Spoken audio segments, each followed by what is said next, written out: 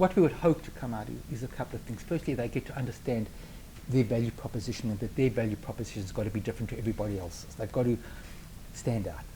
That networking is a very, very important part of getting a job. It's not going to come to them. If they've got to be out there networking, they've got to be cold calling, they've got to be visiting headhunters, that they've got to really make an effort to go out and get the work themselves, and really refine their own pitches. And they're selling themselves, etc. How they're going to do it, because that's what this is all about. At the end of the day, being a director and getting a directorship is a very competitive process.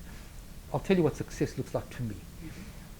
When they get directors' roles, I feel fantastic. I think it's a great achievement, and I'm very proud of them. And it's sort of my reason for doing it. But the other types of successes as well. Some of them choose they don't actually really want to be a director. They want to remain as an executive, and there's nothing wrong with that. And success to me is when they've suddenly worked out what their value proposition is, and they came in thinking that this is one thing, and yet they just like everybody else because they read some CV that they liked and they copying that, whereas that's not who they are. So when they suddenly understand why they're unique, why they should get a role, that to me is also success. And when they start meeting people and networking and going out there, and in fact success is the fact that they've all become a fantastic group, and they all become friends with each other, and they all network.